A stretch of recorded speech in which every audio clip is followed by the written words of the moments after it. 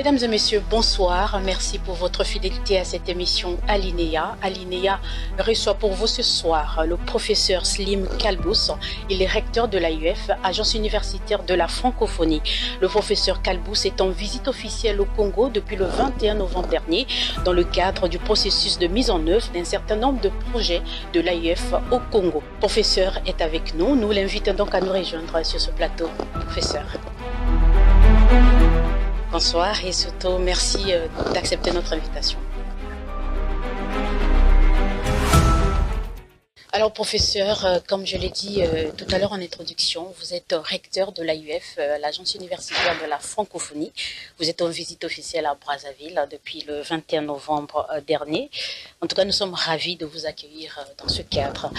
Alors avant d'aller dans les aspects liés à votre séjour à Brazzaville, professeur, pouvez-vous nous parler de l'AUF au-delà de ce reportage?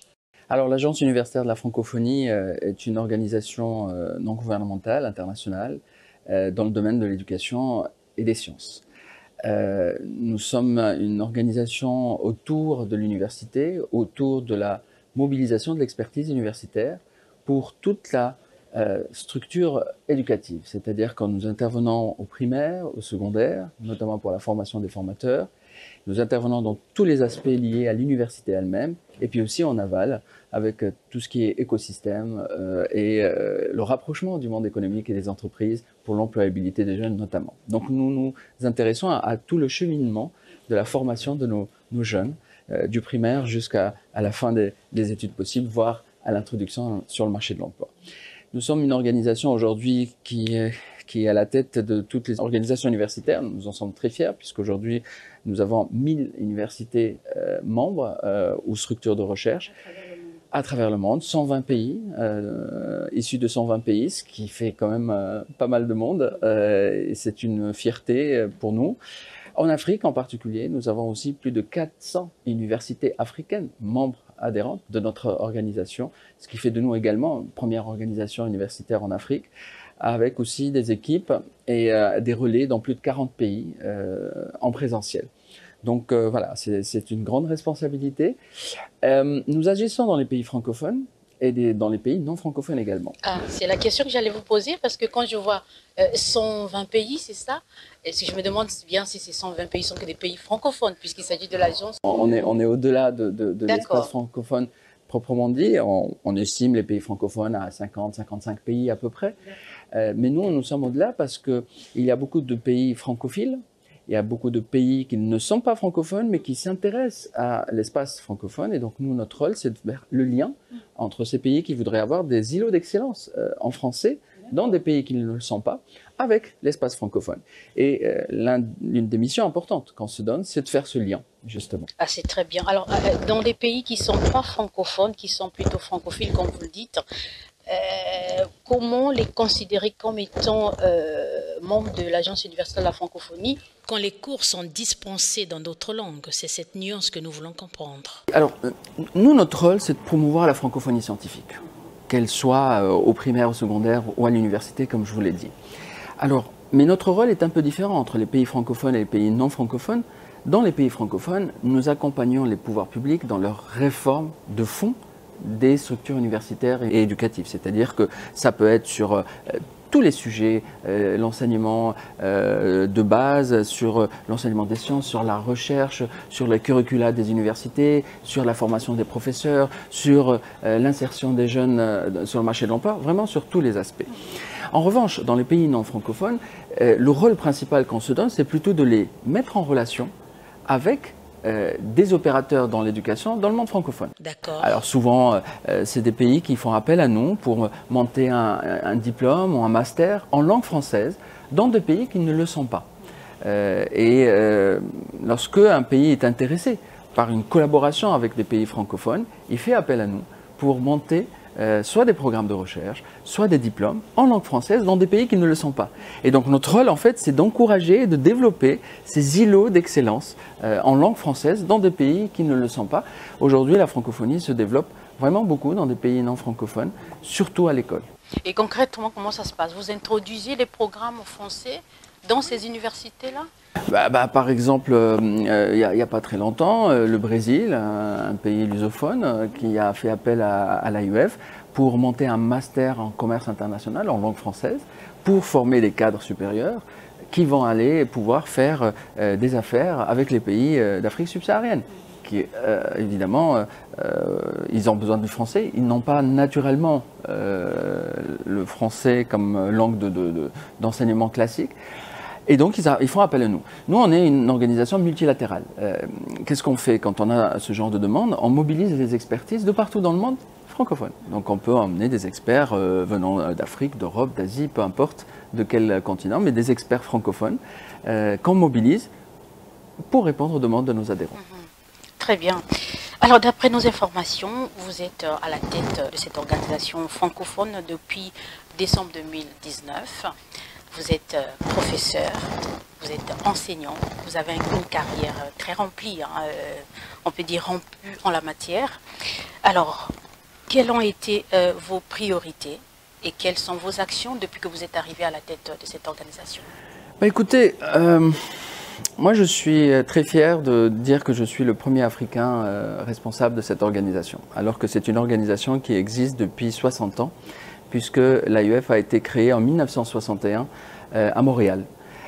C'était au départ un petit rêve utopique de créer une association autour des universités francophones, et puis petit à petit ça s'est agrandi. Et en 2020, nous avons dépassé la barre symbolique des 1000 universités adhérentes, ce qui fait de nous le premier réseau universitaire au monde, donc on en est très fiers. Alors quand je suis arrivé, l'idée, la première, c'était de changer de paradigme. Changer de paradigme, c'est-à-dire de continuer à faire des choses bien dans le domaine de l'éducation, d'être solidaire, mais de changer d'approche dans la méthode. Et ce changement d'approche, c'est essentiellement une meilleure écoute de nos partenaires, des pays d'accueil, des universités qui nous accueillent, de vraiment construire des programmes co-construits. Fini l'époque où on réfléchissait dans un coin, même avec beaucoup de bienveillance, pour venir dire voilà ce qu'on vous propose. L'idée, c'est d'inverser le processus de réflexion. C'est d'abord de discuter avec nos partenaires, d'écouter leurs doléances, d'écouter leurs priorités, leurs besoins, et c'est ensuite construire nos programmes. Pour réussir ce changement de paradigme, la première décision que j'avais prise quand je suis arrivé à l'AUF, c'est de lancer une consultation mondiale. Une consultation mondiale pour justement connaître les besoins, les priorités, les contraintes des pays dans lesquels nous sommes. Nous avons eu un grand succès avec cette consultation puisque nous avons dépassé les 15 000 réponses. 15 000 réponses issues de 75 pays différents. Aujourd'hui, nous avons publié en septembre un ouvrage qu'on a appelé le Livre blanc de la francophonie scientifique, qui fait un panorama des systèmes éducatifs et universitaires dans tous ces pays-là. D'ailleurs, j'appelle nos téléspectateurs à rentrer sur le site de l'AUF. Ils peuvent télécharger gratuitement cet ouvrage, un ouvrage de très grande qualité, de plus de 200 pages, où il y a une première partie qui parle des sciences en français, et une deuxième partie où il y a une fiche pays, 41 fiches pays, où il détecte le système et les contraintes et les objectifs et les défis de chaque pays. Et il y a une fiche sur le Congo. D'accord. Voilà. Ce qui n'existait pas avant l'imagine. Non, c'est une première édition, on n'a jamais eu ce panorama. Et ce qui est très intéressant pour l'AUF, c'est que nous avons défini notre nouvelle stratégie pour les 4 prochaines années, 2021-2025, sur les résultats de cette consultation. Donc aujourd'hui, tout ce que l'AUF propose à nos partenaires est basé sur leurs propres doléances. Et ainsi, nous espérons être au cœur des préoccupations des pays dans lesquels nous sommes présents et nous agissons. Très bien. On imagine que vous avez un grand travail à battre quand on sait que la plupart des universités, surtout au niveau de l'Afrique, souffrent de beaucoup de problèmes. On s'appuie sur les partenaires comme l'AUF pour relever certains défis, c'est sûr. Les défis sont énormes, madame. On en est absolument conscient. Après, bien sûr, il faut fixer les priorités pour être efficace. Parce que prétendre traiter tout en même temps, c'est ne rien faire en réalité, parce qu'on va faire des petites actions qui ne vont pas très loin. Et donc, le choix qui est le nôtre avec nos partenaires, c'est de choisir quelques thématiques phares et sur lesquelles on va vraiment investir du temps, de l'argent et aussi beaucoup d'expertise surtout pour essayer, tant bien que mal, d'améliorer les choses. Et ça a été un petit peu le sens de ma visite à Brazzaville, c'est de nous concentrer sur les priorités de votre pays et d'essayer de voir dans quelle mesure l'AUF pouvait contribuer à l'amélioration des choses. Justement, vous êtes à Brazza depuis quelques jours. Vous avez eu un programme très chargé. On a suivi de très près vos activités. Vous êtes venu dans le cadre de la mise en œuvre de certains projets que l'Agence universitaire de la francophonie a proposés au Congo. Alors, on peut connaître de manière succincte ces projets? Je dois vous dire d'abord que nous sommes présents depuis une quinzaine d'années à Brazzaville. Mais jusque-là, notre présence était plutôt technique, plutôt pédagogique. On est présent à l'université Marianne Gouabi depuis un certain nombre d'années. Mais notre politique a changé maintenant, puisque nous sommes aujourd'hui plus sur une politique grand public, plus sur une politique d'accompagnement des pouvoirs publics de votre pays. Et donc, si je résume ma mission ici au Congo, c'est autour de 3 grands axes. D'abord, le premier, c'est le renforcement de la collaboration avec les autorités pour une meilleure coordination sur les réformes du système éducatif et universitaire que vous envisagez chez vous. Ça, c'est le premier volet. Le deuxième volet, c'est l'introduction de la transformation numérique. Aujourd'hui, tout le monde est convaincu et sait l'importance de l'introduction de plus de numérique dans la pédagogie, dans la recherche, mais aussi dans la gouvernance des structures universitaires. Et puis le troisième volet, c'est l'employabilité. Nous savons que ce grand défi que l'Afrique en général, d'ailleurs affronte, et le Congo également, qui est l'employabilité des diplômés issus de nos universités et qui parfois, souvent malheureusement, ont du mal à s'insérer et à trouver un travail décent. Donc voilà les 3 grandes thématiques sur lesquelles en fait la mission a été organisée. D'accord. Alors on s'intéresse donc à ces 3 axes et on va aller un petit peu dans les détails pour en savoir un peu plus. Vous avez parlé d'un projet sur l'employabilité des jeunes. C'est un projet qui intéresse les étudiants qui sont dans les universités et pour leur aider à arriver au monde de l'emploi plus facilement. Comment se présente ce projet exactement, professeur? Ça, c'est vous commencez à aborder probablement la thématique la plus sensible et la plus importante stratégiquement. L'emploi des jeunes, l'insertion des jeunes dans la vie professionnelle est probablement le plus grand défi de nos pays ces dernières années. L'Afrique, en général, a investi beaucoup d'argent et de temps ces 20 dernières années pour former plus de compétences, parce qu'on savait qu'on manquait de compétences. Mais le bilan aujourd'hui est un peu mitigé, au bout de 20 ans de formation, parce que nous avons beaucoup de chômage des diplômés, nous avons du travail précaire et nous avons la fuite des cerveaux. Ce sont des questions civilisationnelles auxquelles on doit s'attaquer.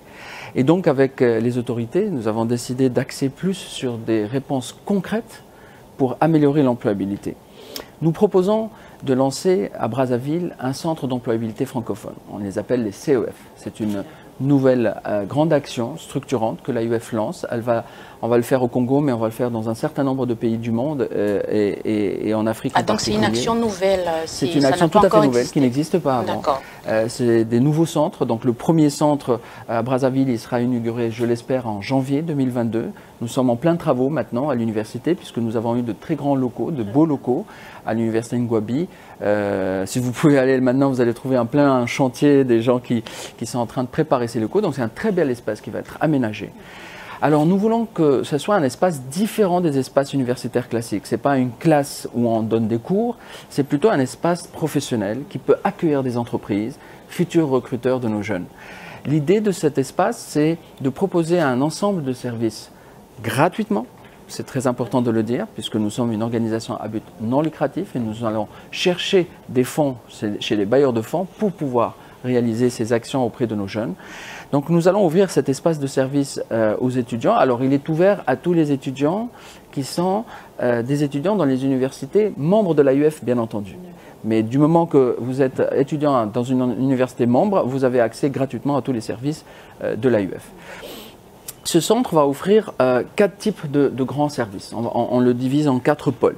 Le premier pôle, c'est l'aide à l'insertion professionnelle classique ou l'aide à l'emploi, c'est-à-dire comment on fait un CV, comment on rédige une lettre de motivation, comment on prépare un entretien d'embauche, où est-ce qu'on cherche la bonne information pour trouver un travail décent, etc., etc.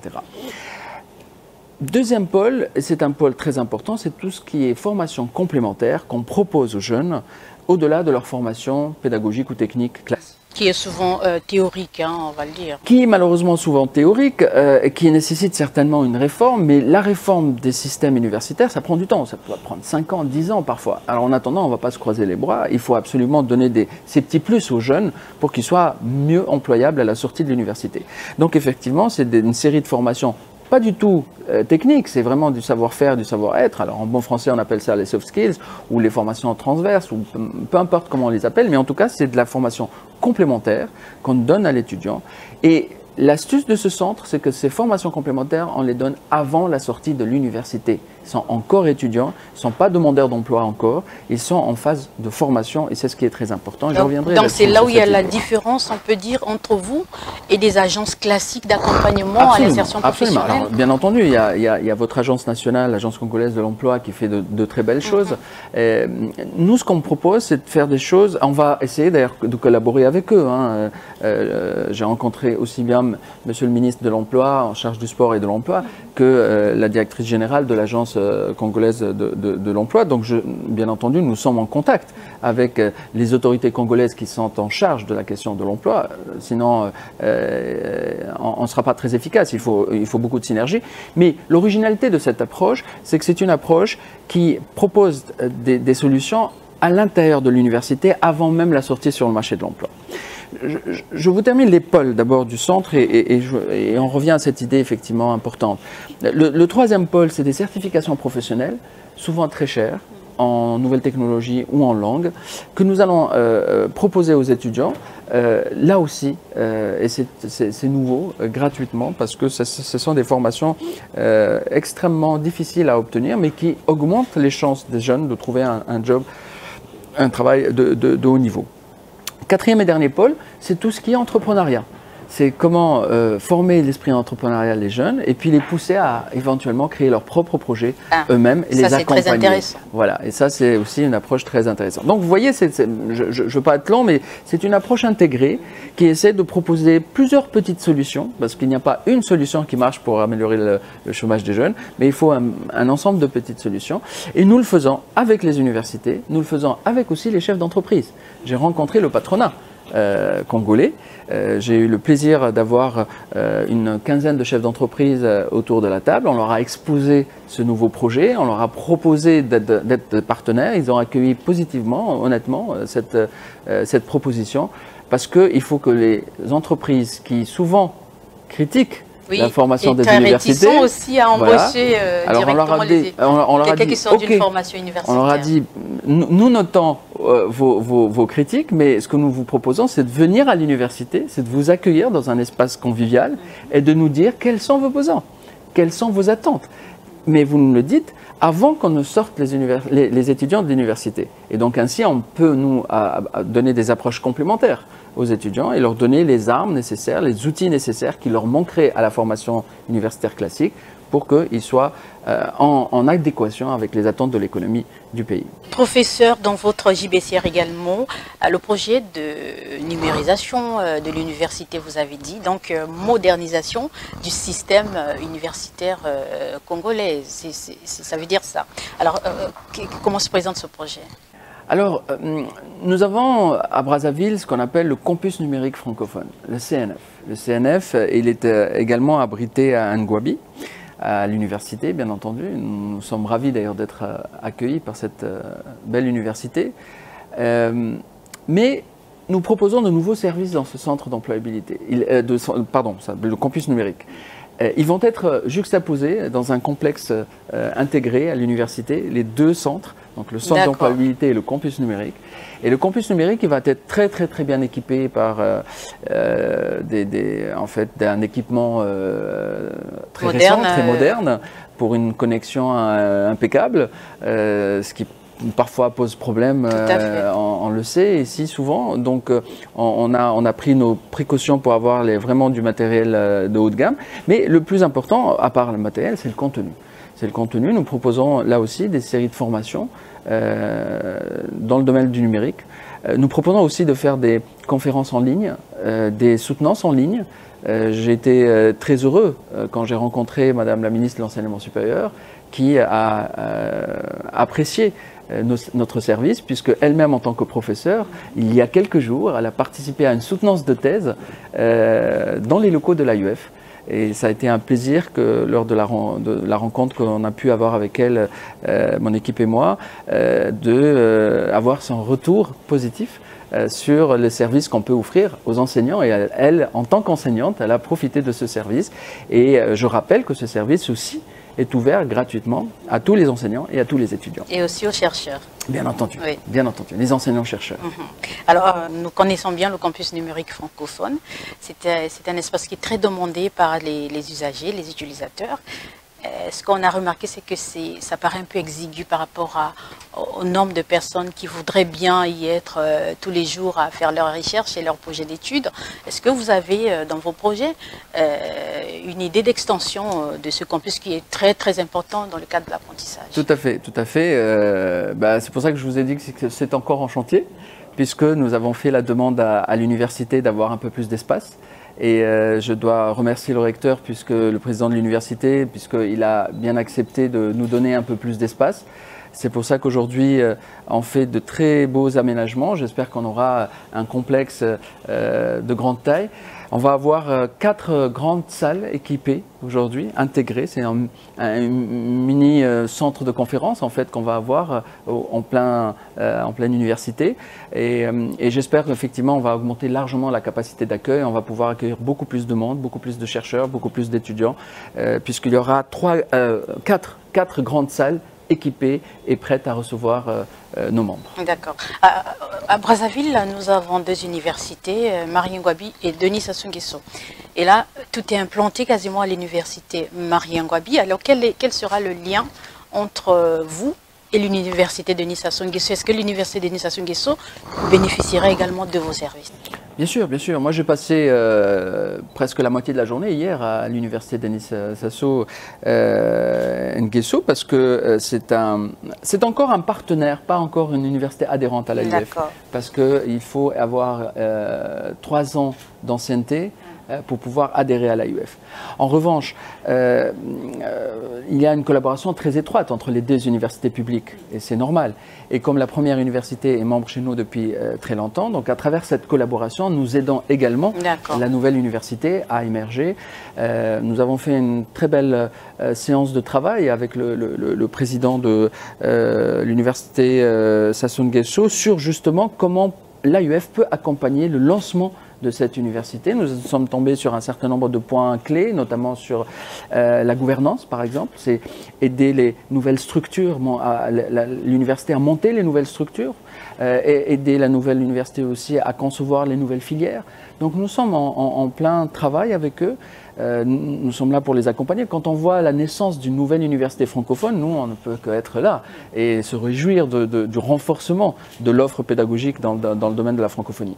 Voilà. Donc oui, bien sûr, nous sommes ici. Et d'ailleurs, pour compléter le panorama congolais sur les nouvelles universités, votre pays envisage de créer une troisième université à Pointe-Noire. Et là aussi, hier, j'ai eu le plaisir de rencontrer Monsieur le Haut-Commissaire qui s'occupe de ce projet. Et nous avons également donné notre accord d'être partenaire sur ce nouveau projet, que nous espérons aussi un atout supplémentaire à la jeunesse congolaise. D'accord. Alors, Monsieur le Recteur, vous avez également, dans le cadre de vos activités à Brazzaville, signé une convention d'hébergement du bureau national de l'UF au Congo. Alors, si on comprend bien, il n'y a pas encore un bureau AUF à Brazzaville. Quelle sera la nécessité d'avoir un bureau AUF? On avait juste le campus numérique, on était présent, mais on avait juste un campus, comme je vous disais tout à l'heure, avec des petits services. Aujourd'hui, on passe à l'échelle, on passe à autre chose. Le campus lui-même prend de l'ampleur technologiquement en termes d'espace. Nous avons un deuxième grand centre qui est un centre dédié à l'employabilité, beaucoup plus d'espace. L'équipe va être étoffée. Donc forcément, notre présence au Congo va être beaucoup plus importante. D'où la création de ce bureau national AUF Congo. Et l'AUF Congo, nous sommes très fiers de lancer ce bureau, d'autant plus que ce bureau représente un petit peu la collaboration beaucoup plus importante aujourd'hui entre l'AUF et les autorités congolaises. Quand je dis les autorités congolaises, je pense au ministère de l'Enseignement supérieur, qui est notre premier partenaire évidemment, au ministère de l'Éducation, alors ici vous l'appelez le ministère de la préscolaire, primaire, secondaire, l'alphabétisation. J'ai eu une très très belle d'ailleurs rencontre et visite avec monsieur le ministre, et aussi le ministère du Sport et de l'Emploi, qui s'occupe de la jeunesse, qui est au cœur de notre projet, et de l'emploi, comme je vous ai expliqué, qui est un élément important. Donc voilà, nous sommes vraiment des partenaires au service de ce que le Congo veut faire. Parce que ce qui est très important à dire et que les gens qui nous entendent comprennent, nous on n'est pas là pour imposer quoi que ce soit ou pour proposer des services selon notre guise. Nous sommes là d'abord pour écouter les besoins du pays, comprendre quelles sont vos priorités, comment vous êtes en train de développer votre système éducatif et universitaire, et vous proposer ce qu'on peut faire comme aide par rapport à vos priorités. Et cette approche, elle est fondamentale par rapport à cette collaboration. Je pense que le retour était très très bon. J'ai eu le plaisir de rencontrer le Premier ministre il y a quelques mois à Paris. En août, juste à quelques temps après sa nomination. Et c'est là où nous avons mis en place ce programme, et il m'avait invité pour dire nous adoptons ce programme, nous apprécions ce programme, et on voudrait qu'il soit concrétisé le plus tôt possible. Donc voilà, d'où ma venue et cette longue mission très riche que nous avons pu faire tout au long de cette semaine. Très bien. Alors, vous avez effectué une visite également à Moyondi. Vous êtes allé visiter ce centre de formation des enseignants, c'est cela? Oui, formation des formateurs. C'est un centre d'excellence exceptionnel, hein. C'est un projet hors norme que le Congo porte ici. Moi, j'ai été impressionné puisque on est allé quand même un peu loin de Brazzaville. Et puis, d'un coup, on découvre un complexe extraordinaire dédié à toutes les formations, formation préscolaire, formation primaire, collège et lycée. Alors, forcément, on ne peut être que partenaire de un projet aussi ambitieux pour le Congo. Comme je vous ai dit tout à l'heure, au-delà de l'action universitaire, nous intervenons également dans les écoles primaires et secondaires, surtout par la formation des formateurs. Comme c'est un centre dédié essentiellement à la formation des formateurs, mais aussi des inspecteurs, enfin tout l'encadrement pédagogique des élèves, et si on veut améliorer la qualité, ça passe d'abord par la formation des formateurs, de proposer des programmes innovants, différents, pour accompagner les enseignants à mieux enseigner, parce qu'on parle souvent d'innovation pédagogique, d'enseignement moderne, ok, mais ça passe d'abord par la préparation des enseignants qui vont transmettre quelque chose. Il faut qu'ils eux-mêmes puissent acquérir ces nouvelles compétences avant de les transmettre. Voilà, donc ça a été une visite très très instructive pour nous, parce que l'infrastructure est très belle, la conception du centre est bien faite. Il y a déjà une première équipe sur place, et nous avons convenu avec monsieur le ministre d'accélérer le contenu, parce que là maintenant il s'agit de faire des programmes de formation intéressants. Et là c'est là où intervient efficacement. Voilà, nous on est plutôt sur l'immatériel, hein, on est sur la connaissance, sur le savoir. Donc maintenant qu'on voit que la partie infrastructure et logistique est bien en place, ben, c'est à nous de participer maintenant avec la mobilisation de l'expertise. Et ça se fera incessamment? Oui, c'est qu'au courant 2022 normalement. Nous on attendra le feu vert du gouvernement, parce que il y a quelques petites retouches encore à faire pour que le centre démarre. Donc si j'ai bien compris, c'est bientôt pour le premier trimestre 2022 que le centre devrait démarrer. Et nous, on sera là dès que le centre sera opérationnel. Très bien. Alors donc on peut dire que l'université congolaise a du potentiel. Ah ça, je vous le confirme, il y a beaucoup de potentiel. Maintenant, il faut savoir comment gérer le peu de moyens qu'il y a. Parce que c'est toujours le nerf de la guerre, vous savez, les finances, mais aussi la gouvernance. Et c'est la conclusion à laquelle on est arrivé avec les différents présidents d'université et responsables que j'ai pu rencontrer. Aujourd'hui, il s'agit aussi de gouverner plus efficacement, même avec la rareté des ressources. Et je pense que la meilleure réponse à la rareté de ressources, c'est de bien exploiter ce que nous avons déjà. Mais nous proposons une insertion plus importante des universités congolaises dans l'espace international africain et francophones plus largement dans le monde entier. Pourquoi? Parce que la science n'a pas de frontières. Le savoir se trouve partout.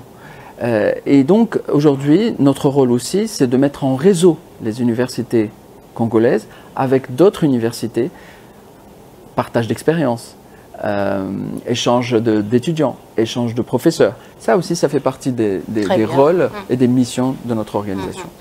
Alors, on voit que tous ces projets sont intéressants. Vous avez en tout cas beaucoup d'idées, surtout des innovations à apporter pour améliorer justement les conditions des universités à travers le monde, notamment francophones. Et cela est également facilité par votre profil qui n'est pas le moindre. Vous êtes professeur de gestion, si je ne me trompe pas. Vous êtes entrepreneur. Vous êtes ancien ministre de l'Enseignement supérieur. Alors, est-ce qu'on peut, de manière un peu succincte, connaître qui est monsieur le recteur de l'Agence universitaire de la francophonie? Moi, je suis d'abord avant tout universitaire et on reste toujours universitaire. Je suis professeur des universités depuis quelques années. J'ai fait d'abord mes études dans mon pays dans un premier temps, en Tunisie, puis ensuite j'ai fait mon doctorat en France. Et puis après, j'ai fait une carrière d'universitaire classique. Mais en parallèle, j'ai toujours eu des activités complémentaires, on va dire. Donc effectivement, j'ai eu la chance d'être entrepreneur en lançant des entreprises dans le domaine que je maîtrise, comme le conseil d'entreprise, comme l'introduction des nouvelles technologies dans la gestion des entreprises, des choses comme ça. Et puis voilà, après les événements dans mon pays m'ont permis de changer un peu de cap et de me rapprocher de la politique au sens de la gouvernance du pays, parce que il y avait des changements intéressants. Je n'avais pas forcément une carrière politique à envisager, mais en tant qu'universitaire, je me suis retrouvé ministre de l'Enseignement supérieur, puis ministre de l'Éducation. Et oui, c'est une extraordinaire expérience. Voilà, et maintenant je reste toujours dans le domaine de l'université et du développement de l'université vers son environnement, mais à une échelle internationale, à une échelle dans le cadre de l'espace francophone. Voilà. En tout cas, Brazzaville, le Congo est heureux de vous recevoir ici, de voir que tous ces projets puissent être concrétisés. Alors, nous avons vu également que vous êtes baigné dans l'histoire du Congo en visitant le mémorial Pierre Savonian de Brazzaville. Oui, ça c'était la touche culturelle très intéressante, effectivement, ce beau mémorial que j'ai eu le plaisir effectivement de visiter hier. Alors, moi, la recommandation que j'avais faite, mais je sais que ça se fait déjà, mais c'est vraiment d'emmener les jeunes à ce mémorial. Et il faudrait que les écoles et les universités fassent des activités encore plus intenses avec ce mémorial, parce que je pense qu'il est très important de connaître son histoire pour pouvoir mieux apprécier son présent et mieux construire son avenir. Et ça, c'était un petit peu la leçon hier de ce beau... Alors, c'est un mémorial, mais c'est aussi un peu un musée, c'est quand même un lieu de culture. Avec Madame la directrice générale qui est très enthousiaste. Oui, très dynamique. Elle a été un guide exceptionnel pour nous, avec mon équipe, lorsqu'on a visité ce beau lieu. Donc voilà, nous, on peut qu'encourager ce genre d'initiative et de faire le lien entre la jeunesse, l'enseignement des jeunesses et l'histoire. L'histoire est aussi une science. C'est une science humaine, mais c'est aussi une science. Y a-t-il des perspectives dans ce sens, perspectives de partenariat? On en a parlé, puisque le mémorial veut faire des activités avec les universités et que nous, on est en appui aux universités. Donc effectivement, on s'était donné rendez-vous pour pouvoir réfléchir sur des actions en commun, avec le concours des universités, bien sûr. Alors, professeur, je pense qu'on a fait le tour de toutes les questions pour aller vers la conclusion. En somme, qu'est-ce que nous pouvons retenir de votre visite à Brazzaville? D'abord, l'accueil chaleureux du peuple, des citoyens, des femmes et des hommes très accueillants. Moi, c'est ma première visite à Brazzaville, ma première visite au Congo. Donc, on sent tout de suite la chaleur humaine et ça, c'est le plus important et c'est ce qu'on retient le plus. Ensuite, beaucoup d'ambition. Beaucoup d'ambition pour changer de cap, pour avoir un saut qualitatif dans le système éducatif, parce que je pense que les autorités de votre pays sont conscientes de l'importance de la jeunesse et de l'importance de l'amélioration de l'encadrement de la jeunesse. Ça passe notamment par l'école, évidemment. Et nous, En tant qu'organisation internationale, francophone, à but non lucratif, solidaire, on est là juste en appui. Nous analysons vos priorités, nous comprenons vos besoins et nous essayons d'apporter des petites réponses là où on peut pour aider à améliorer les choses. Et nous sommes, nous aussi, conscients et nous essayons de partager cela sur la question de l'importance de cette jeunesse pour le futur de nos pays. Très bien. En tout cas, il ne nous reste plus qu'à vous dire merci. Merci d'être venu. Merci d'avoir répondu à cette invitation. On souhaite que le partenariat AUF Congo a encore de beaux jours en tout cas devant lui. Nous en sommes convaincus. Merci professeur. Je rappelle que nous recevons sur ce plateau le professeur Slim Kalbous, qui est donc recteur de l'Agence universitaire de la francophonie. Avec lui, nous avons balayé en tout cas toutes les questions liées au partenariat, au projet avec le Congo, tout ce qui est à mettre en place immédiatement ou à long terme. Vous avez suivi tous les éclairages qu'il a donnés à propos. En tout cas, merci de votre attention. À une autre occasion pour une autre thématique.